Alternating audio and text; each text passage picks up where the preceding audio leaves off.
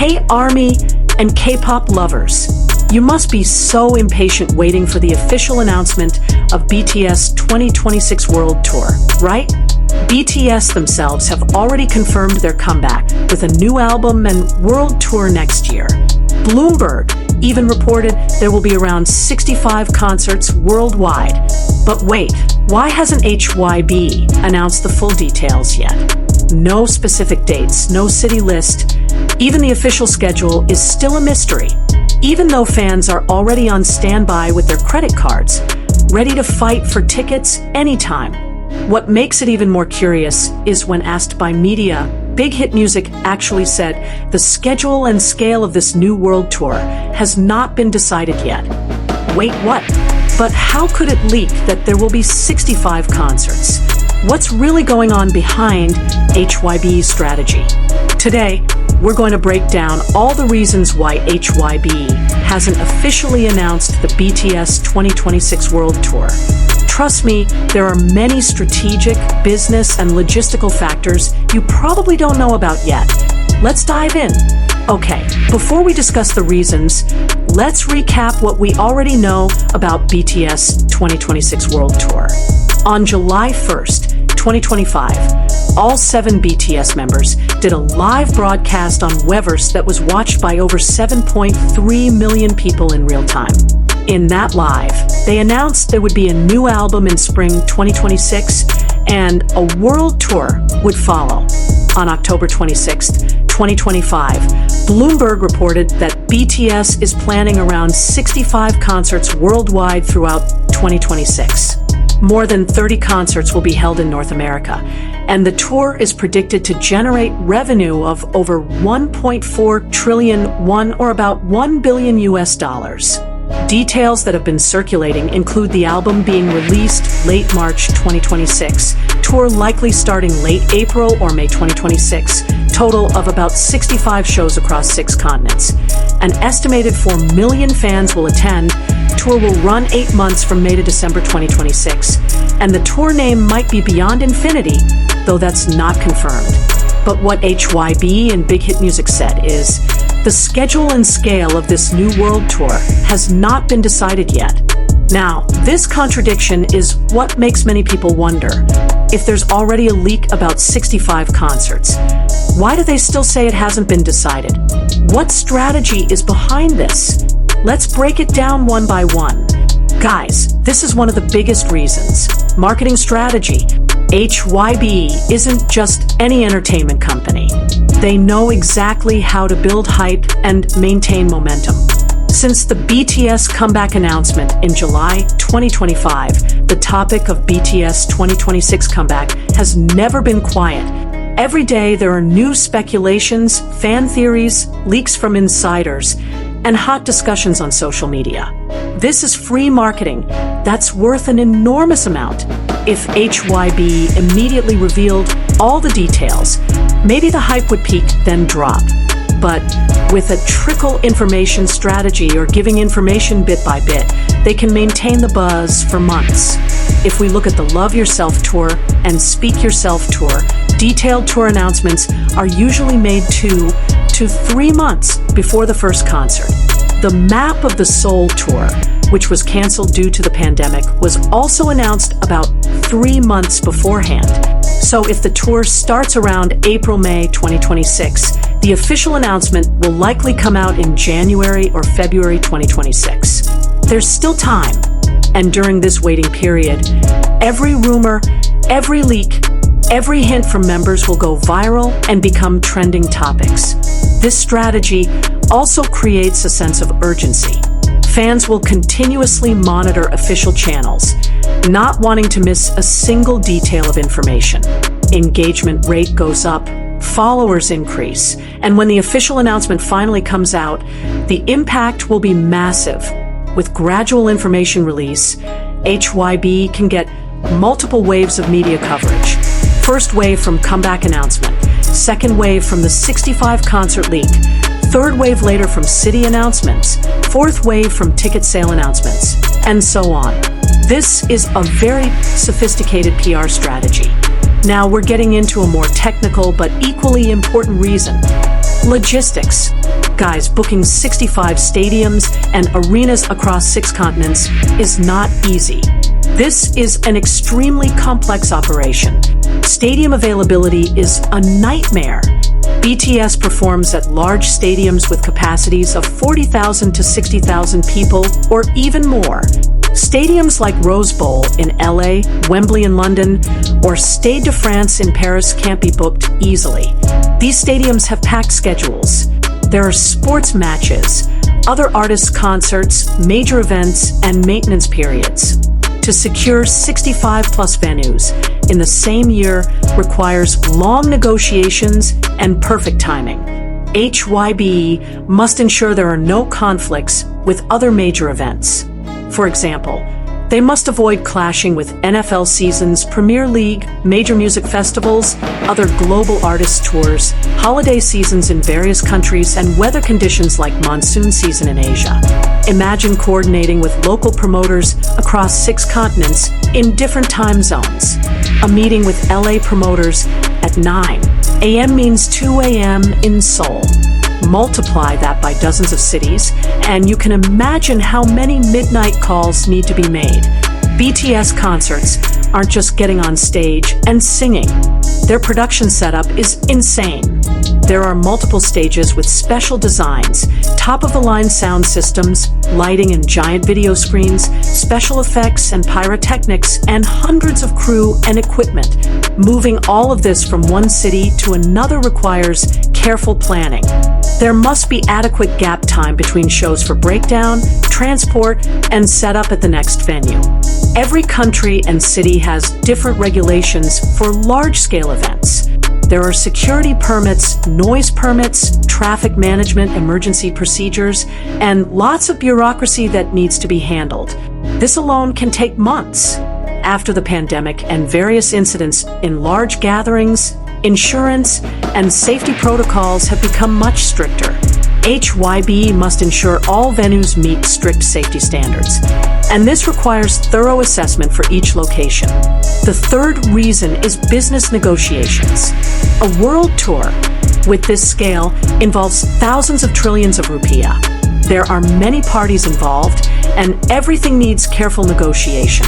For each region, Hybe must work with local promoters who have expertise in that market. In America, maybe with Live Nation or AEG. In Asia, with various local promoters. In Europe, with Another Planet Entertainment or regional promoters. Each promoter has different terms and conditions. Revenue sharing, ticket pricing authority, merchandise rights, hospitality requirements. All of this must be negotiated carefully. A world tour this big definitely has major sponsors. Whether tech brands, fashion brands, food and beverage companies, or automotive companies, negotiations with potential sponsors take time because they involve branding rights, exclusivity clauses, activation opportunities, and ROI expectations. And the sponsors involved will affect production value and fan experience. So the selection must be strategic. Platforms like Ticketmaster, AXS, or regional ticketing platforms have different terms. Hybe must negotiate commission rates, pre-sale arrangements for army membership, anti-scalping measures, payment processing, and customer service responsibilities. Hybe has an elaborate merchandise strategy. They often open pop-up stores in cities beyond venue locations. This requires retail space contracts, distribution logistics, inventory management, and local retail partnerships. Analysts predict merchandise sales could contribute significantly to the total revenue of 1.3 to 1.4 trillion won. So this strategy can't be random. There's also broadcasting and streaming rights to consider. Will there be live streaming, recording for a concert film, broadcasting rights for TV, or streaming platforms? All of these are additional revenue streams that need to be negotiated with various parties. Guys, timing is everything in the music industry. Hybe can announce the tour before they have a solid plan for album release and promotion cycle. BTS is currently still in the album production process. They've already announced the album will come out in spring 2026, specifically late March 2026. But in music production, there are many variables including recording sessions that can take longer than expected, mixing and mastering process, music video production, album artwork and packaging, and manufacturing and distribution logistics. After album release, there's usually an intensive promotion period in Korea, first with music show performances on Music Bank, Inkigeo, M Countdown, and others variety show appearances, radio interviews, fan meetings, and press conferences. This promotion period typically lasts 2 to 4 weeks. The tour can't start before this is finished because they have to establish the new music in the market first. BTS members must decide the set list for the tour. How many new songs? Which old songs will be performed? Will there be special stages? Solo performances? This affects production design, choreography, rehearsals, costume preparation, and overall show structure. They need the finalized track list from the album first before they can fully plan the set list. BTS is known for their tight and polished performances. This doesn't just happen. They need intensive choreography rehearsals, vocal preparations, stage blocking with actual production elements, and technical rehearsals with sound and lighting. Full production rehearsals usually need at least 4 to 6 weeks. So from album release in March, rehearsals in April, the tour can realistically start in May. Sometimes artists test new songs first in the home market Korea before bringing them international.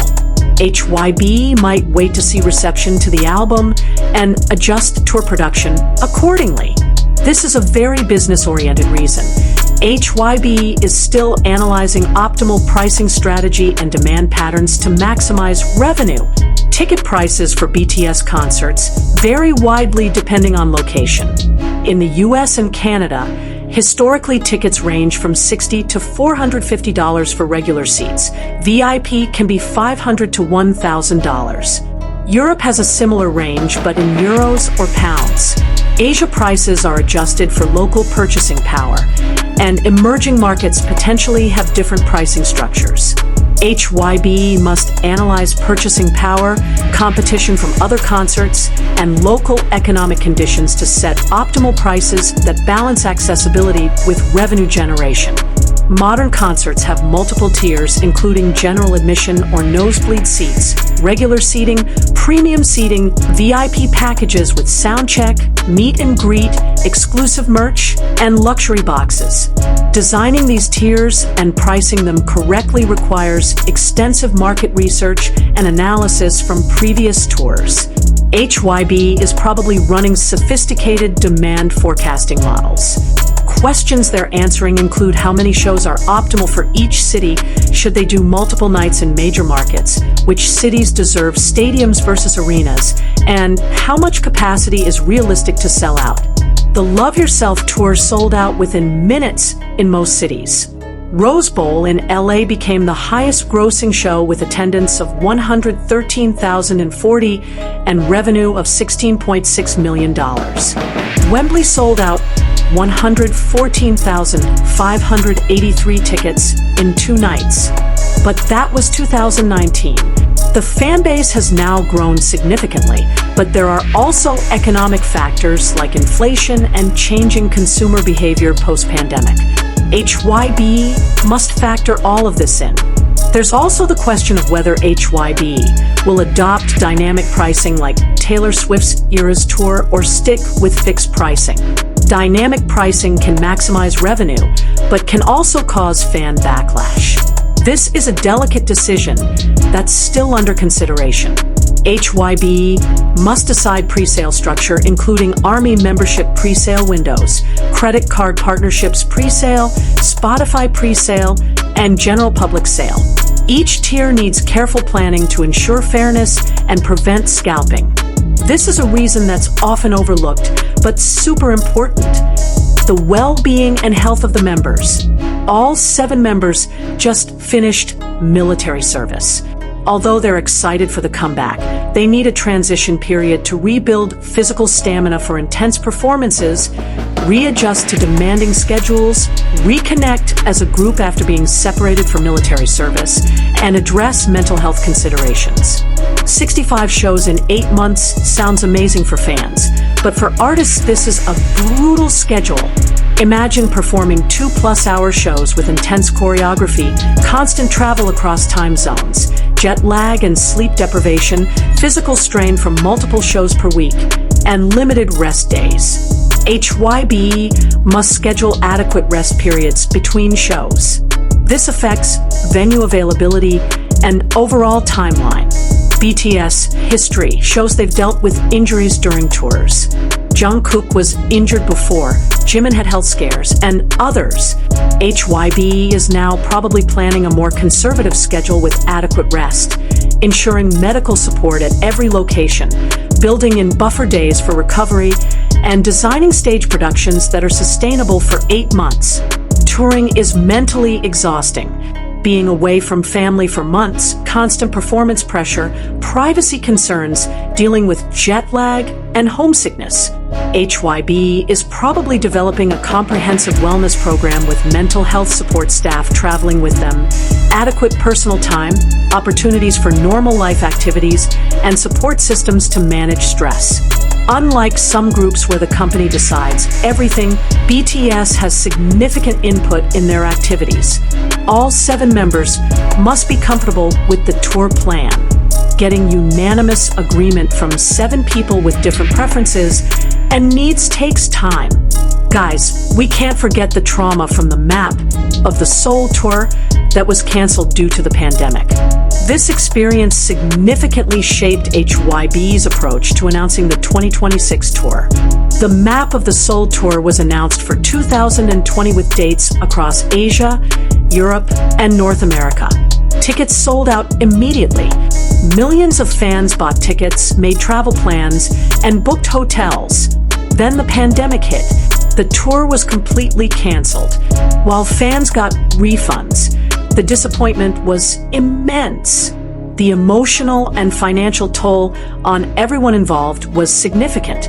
Now Hybe is probably being extra careful by waiting until they're absolutely certain the tour can happen, building contingency plans for various scenarios, securing comprehensive insurance, and ensuring flexibility in contracts with venues.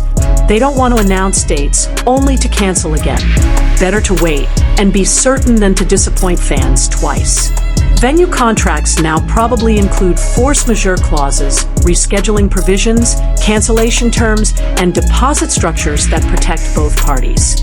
These complex legal negotiations take time, especially when dealing with 65+ venues worldwide. Hybe learned that premature announcements create expectations that are hard to manage. By being conservative with announcements now, they're under-promising and hopefully over-delivering, protecting themselves legally, managing fan expectations more carefully, and ensuring they can deliver what they promise. The financial losses from the canceled tour were significant. Hybe now probably has more sophisticated risk assessment and financial planning processes. They won't commit publicly until financial risks are adequately mitigated. Okay guys, this might be heavy, but it's reality. World tour planning must consider geopolitical and economic factors. Different regions are experiencing different economic conditions. There's varying inflation rates by country, currency exchange fluctuations, economic recession concerns in some markets, and changing consumer spending patterns.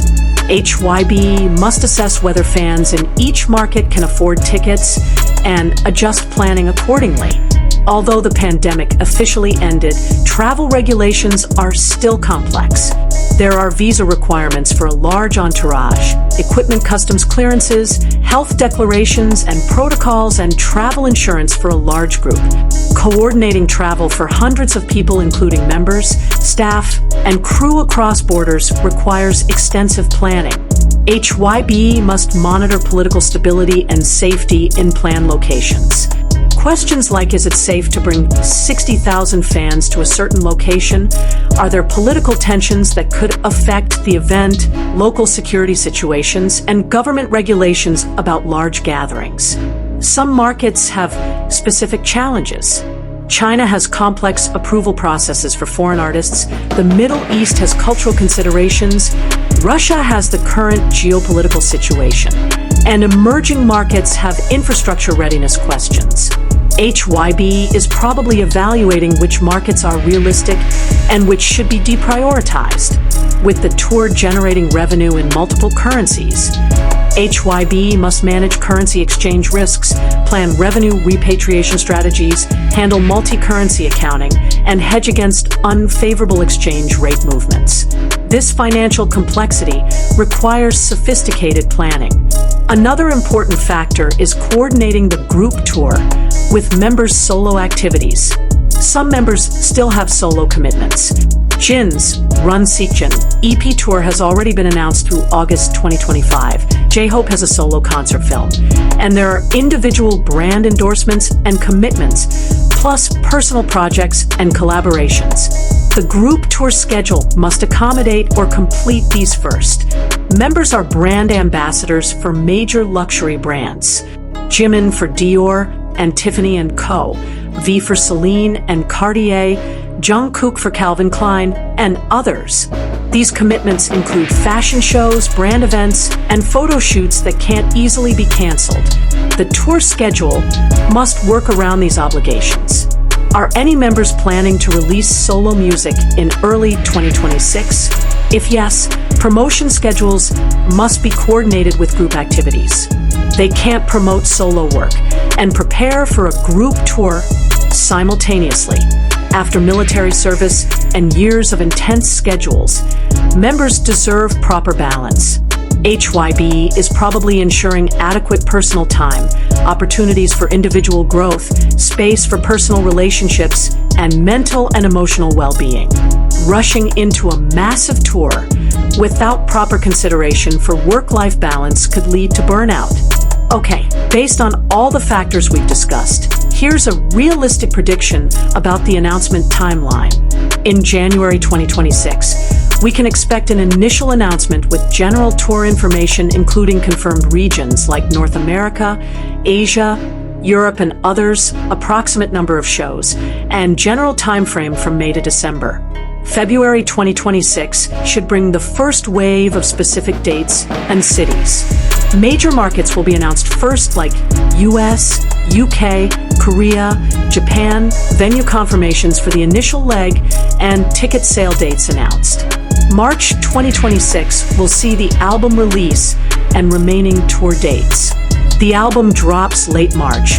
Complete tour schedule will be revealed, secondary and tertiary market dates announced, and ticket pre-sale registration opens. April 2026 is the promotion period and final preparations with Korean music show promotions, final rehearsals, pre-sale begins for the first leg, and general sale follows. May 2026 is when the tour begins.